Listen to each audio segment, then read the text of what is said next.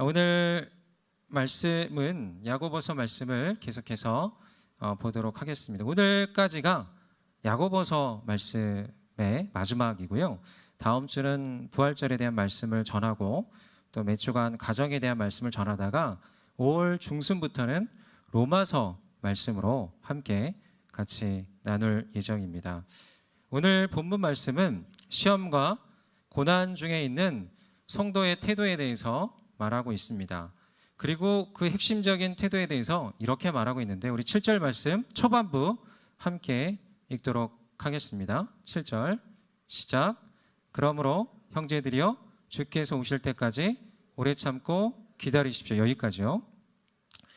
고난에 대해 오래 참고 기다리라, 오래 참고 인내할 것을 말씀하고 있습니다. 이것은 야고보서의 핵심 주제라고 할 수가 있는데요. 야고보서 첫 번째 설교의 핵심 주제도 인내를 온전히 이루라라고 말씀하셨는데, 혹시 기억을 하시는지 모르겠습니다.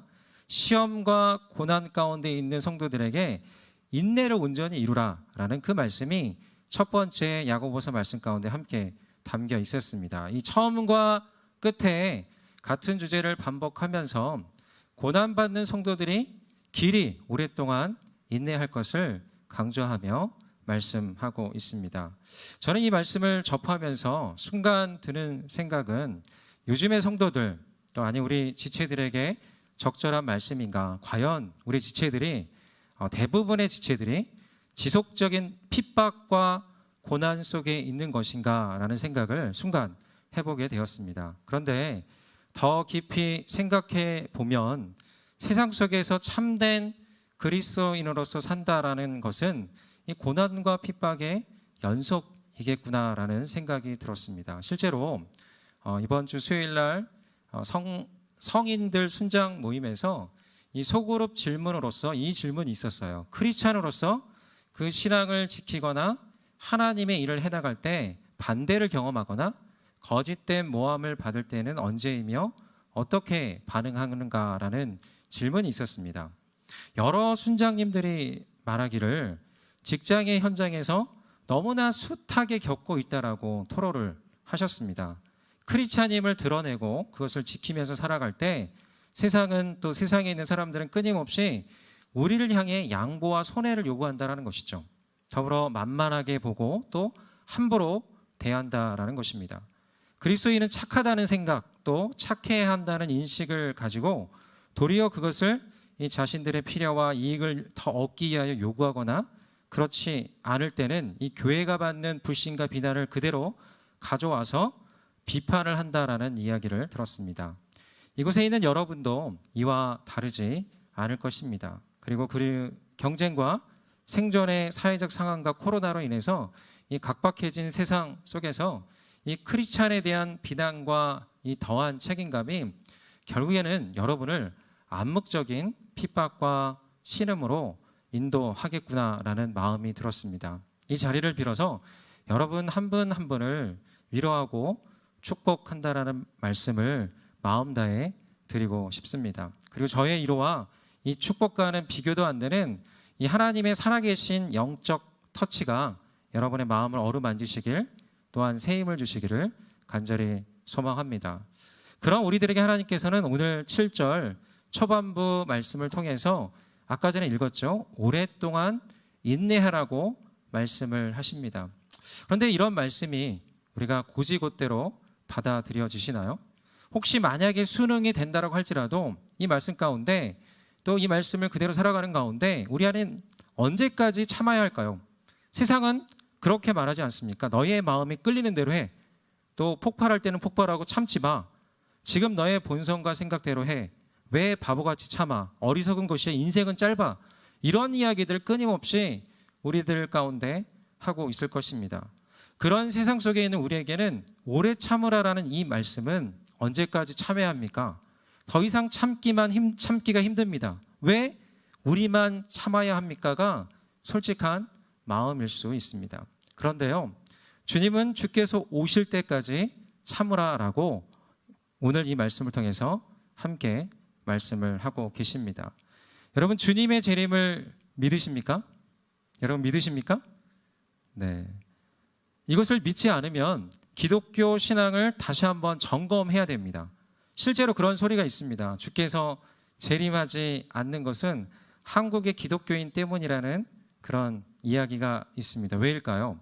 그것은 많은 크리스천들이 이렇게 기도하고 있다는 거예요. 주님 오시더라도 지금 당장 오지 마시고요. 제가 이성 친구를 만나면요, 제가 취직한 다음에요, 이 시험을 붙고 나면요, 결혼한 다음에요, 결혼하고 나면 아이를 낳고 난 다음에요, 또 돈에 대해서도 10억을 모으고 난 다음에요, 또 괜찮은 집을 장만하고 난 다음에 주여 오시옵소서라고 하는 이 여러분의 우리의 간절한 기도 제목을 응답하고 계시는 하나님 때문에 지금 좀 재림이 늦어지고 있다라는 우픈 설이 있습니다. 여러분, 중요한 거는 주님은 곧 오십니다. 이 세상의 징후는 점점 종말로 치닫고 있습니다. 여러분, 세상의 죄악과 어둠의 농도는 숫자를 떠나서요, 어둠의 질, 죄의 질은 극도로 극에 달해가고 있는 중입니다. 하나님의 진노의 잔은 더욱 차고 있습니다. 여러분, 사도행전 1장에 승천하시면서 우리 예수님에 대한 이 승천의 모습을 보면서 천사들은 이렇게 이야기를 하고 있습니다. 하늘로 가심을 본 그대로 오시리라고 말씀하고 계십니다. 계시록 22장 7절과 12절에 이렇게 말씀하고 있습니다. 내가 속히 오리니 예언의 말씀을 지키는 자가 복이 있고 또 각 사람이 일한 대로 갚아줄 것이다 라고 말씀하고 계십니다. 누가복음 12장 40절에 이렇게 말하고 있는데요, 우리 함께 읽겠습니다. 시작. 준비하고 있으라. 생각하지 않은 때에 인자가 오리라 하시니라. 12장 40절에도 생각하고 하지 않은 때에 인자가, 예수님께서 오신다라고 그렇게 약속하고 계십니다. 여러분, 이 성경은요, 계속해서 예수님의 재림에 대해서, 예수님의 다시 오심에 대해서 화살표처럼 가리키고 있습니다. 이 인자가 큰 능력과 영광 가운데 오실 것을 약속하고 계십니다. 그리고 그날은 심판의 날이면서 온 세상을 완전히 새롭게 하는 날입니다. 진정한 천국이 이루어지는 날입니다. 믿는 자들은 눈으로 천국을 직관하는 날입니다. 그렇지만 예수님이 없는 자들에게는 심판이 있는 날입니다. 우리가 예수님을 믿는다는 것은 그 예수님의 말씀 전부를 믿는 것입니다. 우리가 계시록 22장 20절 말씀에 이렇게 말하고 있는데, 우리 계시록 22장 20절 읽겠습니다. 시작. 이것들을 증언하신 이가 이르시되 내가 진실로 속히 오리라 하시거늘 아멘. 주 예수여 오시옵소서. 이 말씀처럼 우리도 역시 아멘으로 화답하며 예수님 오시옵소서라며 두 팔 벌려 환영하는 종말 신앙으로 살아가야 합니다. 이것이 혹시나 우리의 생에 오지 않는다 할지라도 이 재림에 대해 늘 사모하며 기다리는 것이 우리 성도의 자세인 것입니다.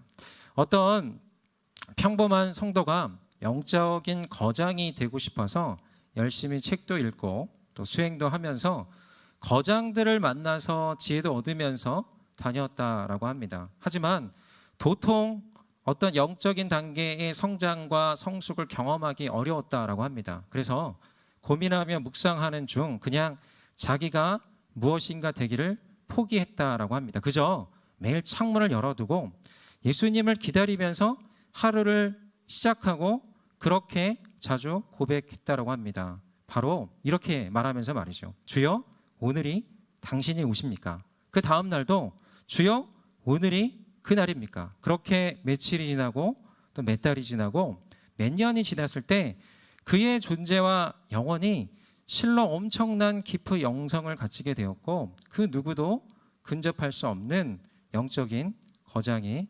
되었다라는 이야기가 있습니다. 여러분, 종말 신앙은 다른 것이 아니라 주님을 사모하는 거예요. 매일 주님을 초청하는 것입니다. 주님과 동행하는 것이고요. 바로 오늘이 마지막인 것처럼 그렇게 주님 앞에 서 있는 것입니다. 그럴 때 우리는 거룩을 지킬 수 있고요. 또 하나님에 대한 순전함을 지키면서 그렇게 주님을 더 깊이 사랑하며 순종하는 존재가 될 것입니다. 여러분, 우리가 그냥 기다리는 것이 지루하고 힘들고 너무 고통스럽지만 이런 것이 있지 않습니까? 우리가 사랑하는 그 누군가를 기다릴 때, 정말 내가 좋아하는 그 누군가를 기다릴 때, 내가 정말 기다리는 그 무언가가 바로 다음 날 그 일이 벌어졌을 때 그 기다림은 어떤 마음일까요? 이거는 인내하고 고통스럽게 힘들게 버티는 시간이 아니라 그 시간 자체가 굉장히 기쁜 시간일 수가 있다는 거죠. 그 시간 자체가 소망의 시간일 수가 있다는 거죠. 정말 그 시간이 안 가는 것이 아니라 너무나 빨리 갈 수도 있는 그 시간이 될 수가 있다는 것입니다. 여러분, 우리가 예수님을 사랑한다는 것은 주님이 오실 때까지 이 말이 우리 마음 가운데 들어온다는 것은 무엇이냐면 주님이 오신다, 오실 때까지 기다린다, 참고 그저 버티고 이를 악물고 버티는 것이 아니라 소망으로 주님을 만나는 날이 다가온다. 내 사랑하는 주님, 내 사랑하는 그분, 나의 모든 것 되시는, 전부 되시는 그분을 내가 만날 수 있다라는 소망의 순간으로 다가올 수가 있다는 것입니다. 바로 이 시간, 여러분들에게 이 종말 신앙으로 오늘 이 시간 서시는 시간이 되기를 소망합니다.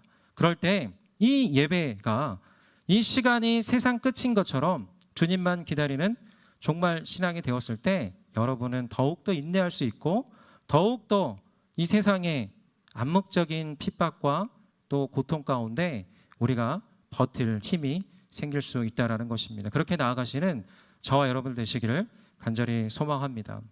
더불어 앞에서 종말론적 신앙을 가지고 인내하라고 말씀하셨다면 다음으로는 인내에 대해서 몇 가지 지침을 더 말씀하고 계십니다. 우리 7절 말씀 후반부 읽도록 하겠습니다. 7절 말씀 농부 보십시오부터 시작. 보십시오, 땅의 열매를 참고 기다리며 이를 위해 이른 비와 늦은 비가 내리기까지 기다립니다. 둘째로 7절의 후반부를 보면 열매를 바라보며 참으라고 말씀하십니다. 이 7절 말씀을 보면 농부는 이른 비와 늦은 비가 내리기까지 기다린다고 했습니다. 이 말씀의 배경을 우리가 한번 살펴봐야 되는데요. 이 팔레스타인 지방을 보면 참으로 척박한 땅입니다. 이 성경에는 적과 꿀이 흐르는 약속의 땅이라고 말씀하셨지만 과연 이곳에서 농사를 지을 수 있을까라는 우려가 생길 정도라고 합니다. 하지만 그곳에서도 열매가 맺힌다는 거예요. 두 번의 짧은 기간인 이른 비와 늦은 비의 기간 중에 내리는 이 비로 인해서 열매를 맺는데 굉장히 중요한 역할을 한다라고 합니다. 그래서 이 농부들은 그 열매를 생각하며 그 두 번의 비를 참고 기다린다라고 합니다. 이와 같이 참기 어려운 기다림이라 할지라도 열매를 생각하면 기다릴 수 있게 된다는 것입니다. 사랑하는 여러분, 여러분의 인내를 통해서 끝까지 믿고 기도하는 기도를 통해 하나님은 이루십니다. 생명의 열매를 맺으십니다.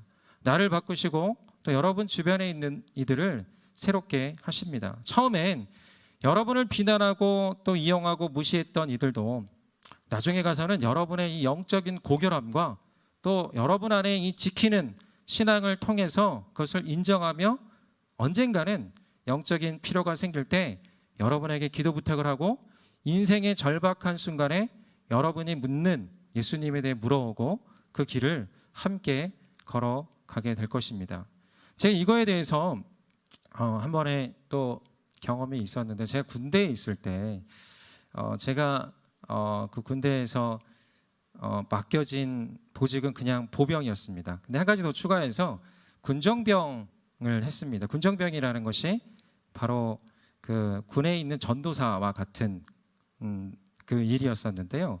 그 군전병을 하면서 열심히 또 신앙을 지키고 또 때로는 수요일 날 예배도 가고 못 갈 거라고 생각을 했는데 그곳에서 수요일 날 예배도 가고 또 거기에서 군정병이 저녁에 초소를 다니면서 그 차와 초코파이를 들고 가서 함께 기도해주는 초소 방문 같은 것도 하면서 그렇게 또 군에서 어떤 사역을 담당을 했습니다. 근데 이제 이게 어떤 연대나 큰 규모의 군정병이면 아예 그 일만 할 텐데 중대에 있는 모든 일을 다 하면서 그 중대에 있는 또 군종의 역할까지 하게 되는 그 일을 했었습니다. 근데 이제 제가 그렇게 또 그 군정병으로 사역을 하면 잘 지내긴 했지만 어떤 유독 한 명이 저를 굉장히 괴롭히는 거예요. 예, 굉장히 괴롭혀서 그때 제가 그 열심히 신앙생활을 하고 또 군정병으로 사역을 했지만 그 한 명에 대한 미움은 가시지 않더라고요. 그래서 이런 꿈도 꿨어요. 뭐냐면 제가 자고 있는데 그 사람이 나타나는 거예요. 그 사람이 나타나서 제가 어떤 옆에 있는 어떤 뭐 물건을 들고서 이제 톡 때리기도 하는 그런, 얼마나 좀 눌렸으면, 네. 때렸는데 그런 거 있잖아요.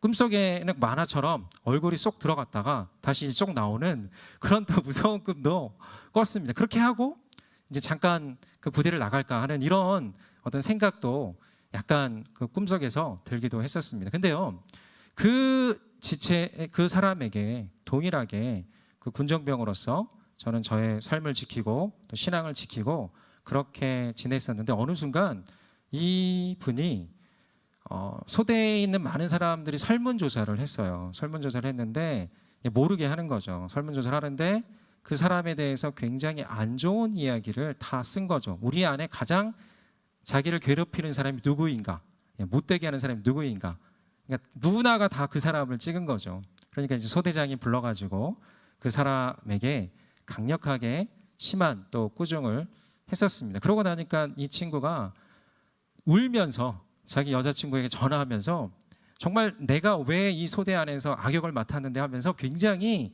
이 고통스러운 그런 시간을 며칠을 보냈어요. 근데 그때 저녁에 갑자기 저를 자는데, 제가 다른 저 멀리 자는 상황 가운데 있었는데 저를 바로 옆으로 부르더니 그런 고백을 하는 거예요.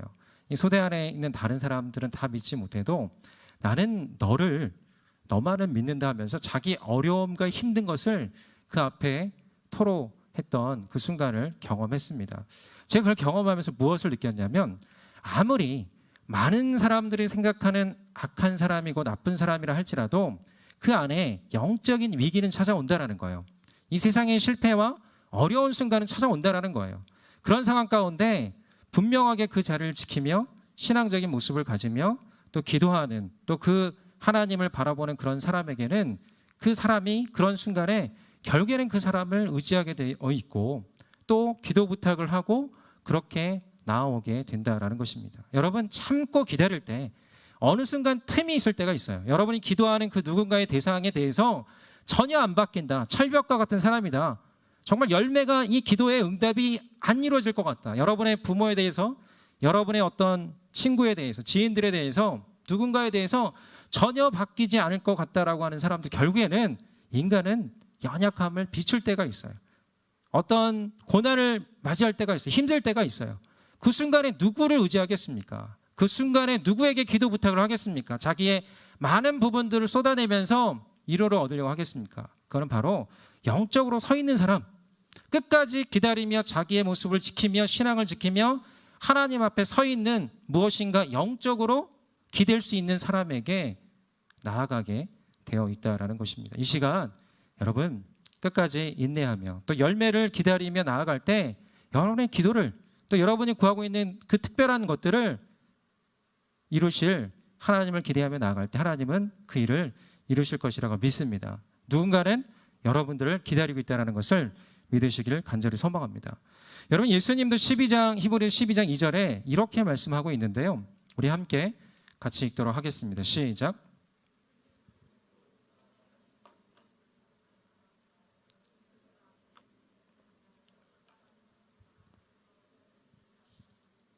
하나님 보좌 우편에 앉으셨느니라. 그 앞에 있는 기쁨을 위해 십자가를 참으셨다라고 나와 있습니다. 그러면서 우리가 믿음의 주요 온전케 하신 이인 예수를 바라보라고 말씀하십니다.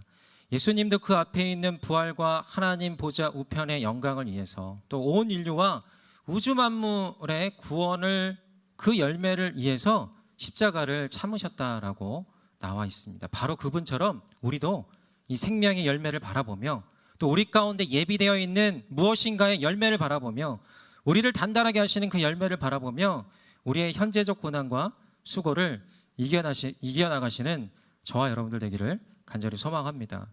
셋째로, 마음을 굳건히 지키라고 말씀하고 계십니다. 마음을 지키라는 것은 마음이 무너지는 자들이 있다라는 거예요. 마음이 무너지면 어떻게 될까요? 바로 9절 말씀에 나와 있는데요. 우리 9절 말씀 함께 읽겠습니다. 시작. 심판을 받지 않으려면 서로 불평하지 마십시오. 보십시오. 심판자가 문 앞에 서 계십니다. 여러분, 이 야고보서의 수신자들이 너무나 고난과 어려움 가운데 있다 보니까 우리가 힘들 때 우리 마음에는 여러 가지 불평하는 마음, 또 복잡한 마음, 짜증나는 그 마음들이 찾아오지 않습니까? 그렇다면 그 순간에 누구 탓을 하는 거예요. 남 탓을 하게 되고 아니면 내 탓을 하게 되고 어떤 체제와 제도 탓을 하게 되고요. 또 더 나아가 하나님 탓을 하게 될 때가 있다는 거죠. 이 말씀이 바로 그런 말씀이죠. 심판을 받지 않으려면 이걸 떠나서 그 순간에 우리가 시험과 고난이 있을 때 우리의 상황 가운데 우리의 마음은 그저 그 어둠에 그 상황에 눌려서 누군가의 탓을 하고 있고 불평하고 있고 그런 어떤 마음들이 우리 가운데 있게 된다라는 거죠. 우리가 믿는 사람들이라 할지라도 가정 안에서 보면 또 우리 손 안에서 보면 우리 주변에 있는 사람들을 보면 무엇인가 힘들고 어려운 사람들을 톡 건드리면 무엇인가 터질 것 같은 그런 순간이 있지 않습니까? 우리도 역시 그렇다라는 거죠. 그런데 오늘 이 말씀을 통해서 하나님께서는 이것이 결국에는 관계가 틀어지고 자아는 마음은 무너지게 된다라는 것을 말씀하고 계시면서 그건 결국에는 악순환의 고리고 이것을 끊어내라. 불평하지 말고 그것을 끝까지 인내하고 지키라라고 말씀하고 계십니다. 하나님은요, 우리가 무너지는 순간에도 또 우리가 무너질 것 같은 순간에도 일어나 빛을 발하라라고 말씀하고 계십니다. 말할 수 없는 탄식으로 우리를 위해 성령께서 기도하신다라고 말씀하고 계십니다. 우리와 함께하겠다라고 약속하고 계십니다. 끝까지 우리의 마음을 지키며 세워가기를 하나님은 바라고 계십니다. 이 시간 여러분들 역시 마음을 지키시며 서로 세워가시는 우리 모든 또 지체들 되기를 소망합니다. 더불어 10절, 11절 말씀을 통해서 이렇게 말하고 있는데 우리 10절, 11절 말씀 읽겠습니다. 시작.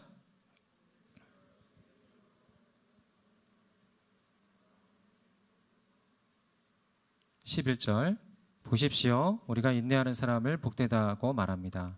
여러분이 욥의 인내를 들었고 주께서 주신 결과를 보았습니다. 주는 자비와 긍휼이 많으신 분이십니다.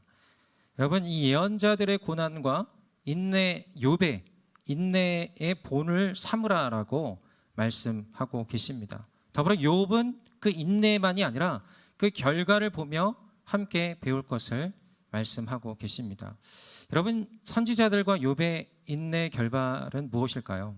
물론 욥에게는 갑절의 축복도 있었습니다. 그 많은 고난의 끝에 하나님께서 그 모든 것들을 뛰어넘는 갑절의 축복도 주셨지만 결국에는 그 선지자들이나 이 많은 케이스들을 봤을 때 고난 중에 이 땅에서의 시간을 마감하거나 이 땅의 화려함과는 거리가 멀었던 결과도 있었습니다. 그렇다면 그들의 열매란 무엇이라 말할 수 있을까요? 바로 이 말씀에 결정적인 내용이 나와 있는데요. 우리 욥기 42장 5절 말씀 함께 읽도록 하겠습니다. 시작. 내 눈으로 주를 보게 됐습니다. 여러분, 이 말씀은 욥의 마지막에 있는 말씀입니다. 그 모든 고난을 통해서 욥이 고백하는 바는 다른 것이 아니라 주께 대해 귀로만 들었던 것을 넘어서서 주님을 실제로 보게 됐다. 주님의 그 모든 것을, 그 전부를, 그 깊이를 알게 됐다라고 그렇게 고백을 하고 있는 것입니다. 욥이 말하는 결과, 또 선지자들이 말하는 결과, 그 모든 것은 바로 다른 것이 아니라 하나님을 머리로만 아는 걸 넘어서서 관계적으로 깊이 있게 알게 되었다라는 것을 이 말씀을 통해서 말하고 있는 것입니다. 여러분, 에베소 3장 말씀에서도 이렇게 말하고 있어요. 그리스도의 사랑과 너비와 길이와 높이와 깊이가 어떠함을 깨달아 알게 하실 것을 성령님께서 기도하고 약속하시는 말씀이 함께 나오고 있습니다. 여러분, 우리가 이 고난 중에서 여러 가지 상황 가운데서 정말 그 모든 선지자들, 모든 믿음의 선진들을 통해서 얻게 되는 최종적인 결과는 그저 내 마음이 단단해졌다, 내가 견고한 사람이 되었다, 어떤 일을 할 수 있는 내 존재가 바뀌었다, 이것도 있고요. 특별한 어떤 열매, 눈에 보이는 이 땅에 보이는 열매도 있지만 궁극적인 열매는 하나님을 더욱더 알게 됐다는 거예요. 하나님의 그 사랑의 깊이와 넓이와 그 높이가 얼마나 큰지, 하나님이 어떤 분이신지를 머리로만이 아니라 관계적으로 알게 되었다라는 그 약속이 이 말씀 가운데 담겨 있습니다. 여러분 11절 말씀을 보면 주의 자비와 긍휼이 크신 분이십니다 라고 그 말씀이 결국에는 욥도 선지자들도 주님이 어떤 분이신가, 고난 가운데 이 어려움 가운데 왜 이걸 해결해 주지 않으십니까, 이렇게 우리가 부르짖고 목 놓아 말하는 그런 차원이 아니라 그 너머의 놀라운 하나님의 계획과 결국에는 자비로 또 긍휼로 우리와 함께 하심으로 결정적인 순간의 도움으로 함께 하시는 하나님의 임재, 하나님의 함께 하심, 하나님의 사랑이 얼마나 큰지를 알게 되는 그 지점이라는 것이죠. 여러분 고난의 지간에 많은 사람들의 고백이 무엇을 만난다는지 아십니까? 그게 바로 십자가예요. 고난의 순간에 우리에게 가장 큰 위로를 주는 것은 십자가에서 그 못 박히신 예수님, 그 모든 십자가를 벗겨낼 수도 있고 십자가의 길을 걸어가지 않을 수도 있는 분이세요.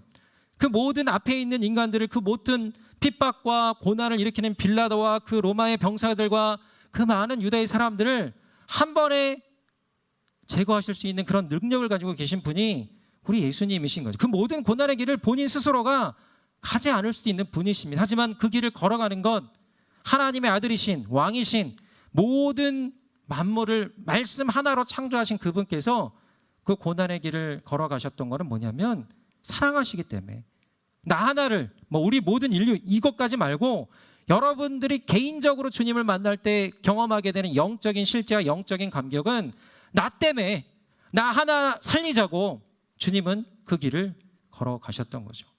신이 받는 고난, 그 모든 것들을 안 할 수도 있는 그 신께서 자신이 스스로 선택하시고 그 길을 걸어가시고 참아내시는 그 십자가를 경험한다는 것, 거기서 우리는 사랑을 발견한다는 거죠. 모든 걸 쏟으시는 희생을 발견한다는 거죠. 이게 바로 기독교에 담겨진 가장 고귀한 가치이자 가장 특별한 영적인 능력이 될 수 있다는 거죠. 저는 여러분들이 고난 속에서 또 여러 가지 핍박 속에서 신음 속에서 그 많은 삶의 현장에 놓여져 있고 쌓여있는 그 많은 어려움의 상황 가운데 그 순간에 십자가의 예수님을 바라보시기를 간절히 소망합니다. 더한 위로를 얻으시길 소망합니다. 그 십자가가 얼마나 큰 사랑인지, 내가 예전에 경험했던 내 죄를 사해서 구원에 이르는, 천국에 이르는 그걸 넘어서서 오늘도 삶의 현장에서 내 고난에 동참하시며 나와 공감하시며 나와 함께 하신, 나를 일으켜주시는 하나님의 사랑을, 십자가의 사랑을 오늘 새롭게 경험하시는 저와 여러분들 되기를 간절히 소망합니다. 그럴 때 내가 귀로만 듣는 것이 아니라, 예전에만 경험했던 것이 아니라 바로 오늘 욥의 고백처럼 내 눈으로 직접 주를 보게 됐습니다 라고 고백하시는 저와 여러분들 되시기를 간절히 소망합니다. 계속해서 이 야고보서에서 이렇게 말씀하고 있습니다. 우리 13절 말씀 함께 읽도록 하겠습니다. 시작. 고난을 당한 사람이 있으면 기도하십시오. 즐거운 사람이 있으면 찬송하십시오. 여러분 고난 중에 우리가 할 것은 기도하라는 거예요.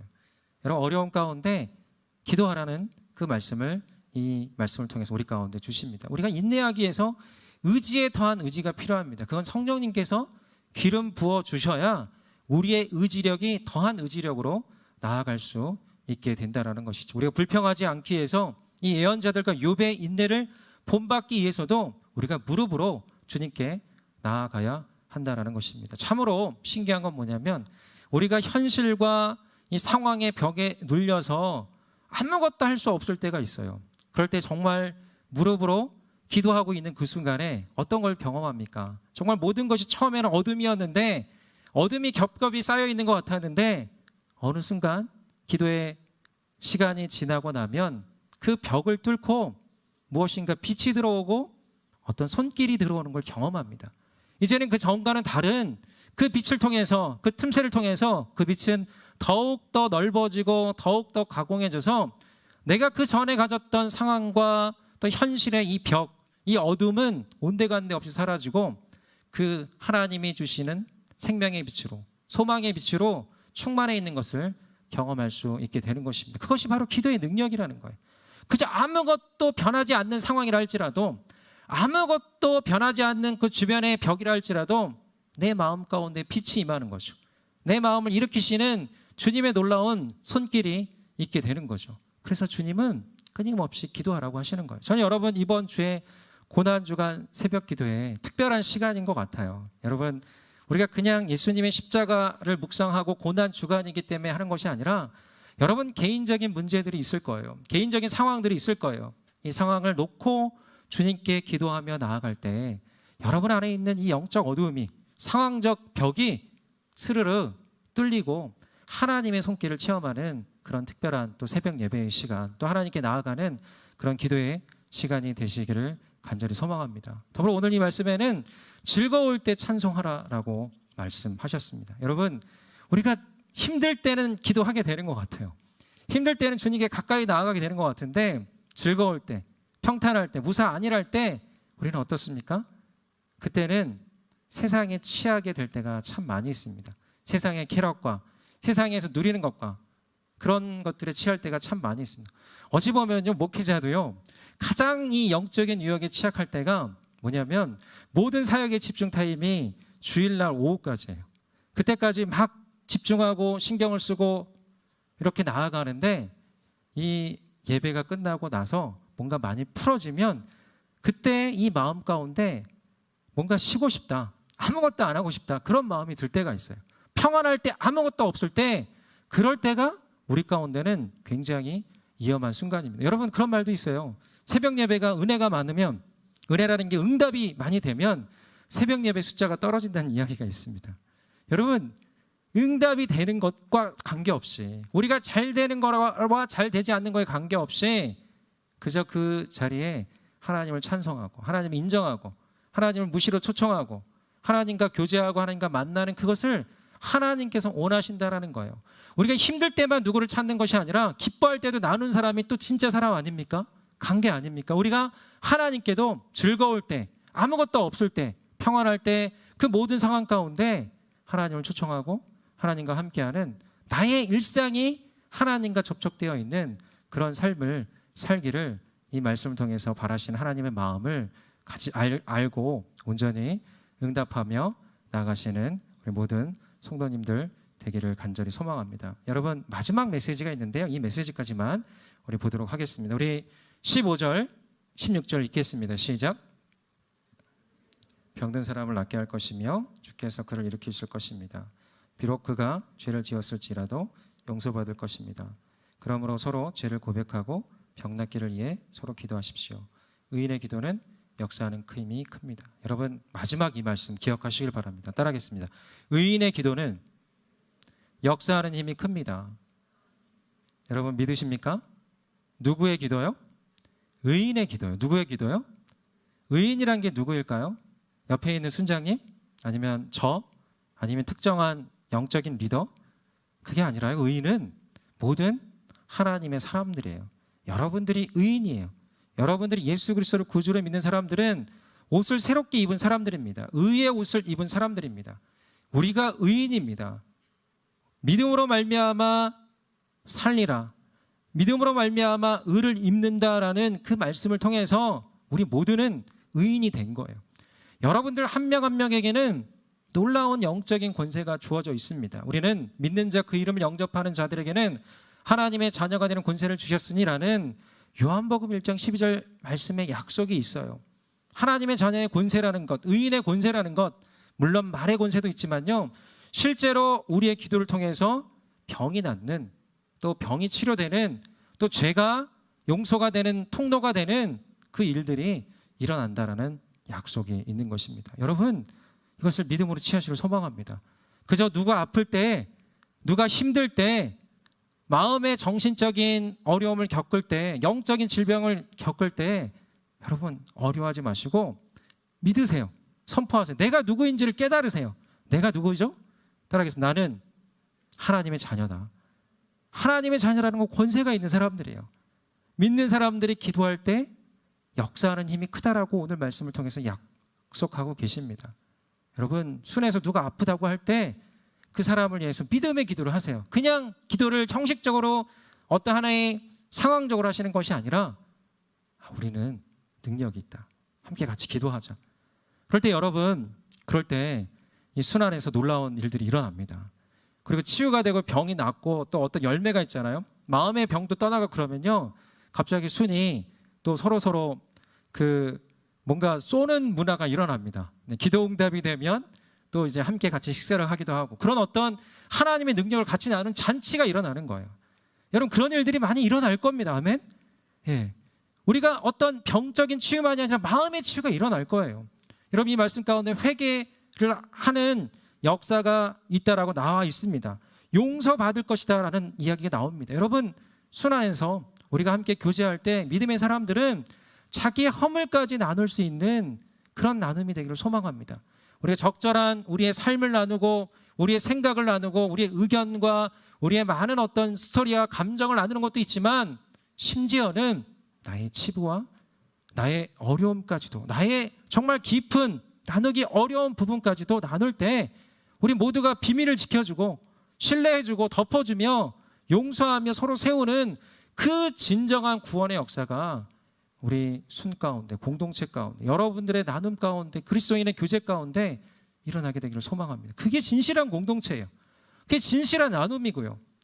그럴 때 우리는 그 어떤 사람들이 오더라도, 이 공동체에 오더라도 그 모든 이들을 품을 수 있는 하나님이 세우시는 그 공동체가 될 거라고 믿습니다. 여러분, 역사하는 힘이 크며 죄가 떠나가며 온전히 품고 온전히 세워지는 그런 우리 공동체, 또 우리 모든 또 예배자들 되시기를 간절히 소망하고요. 여러분, 인내하는 자들 통해서, 우리가 인내하는 이들을 통해서 하나님이 일하심을 보시며 그렇게 주님께 나아가시는 우리 모든 성도님들 되기를 간절히 소망합니다.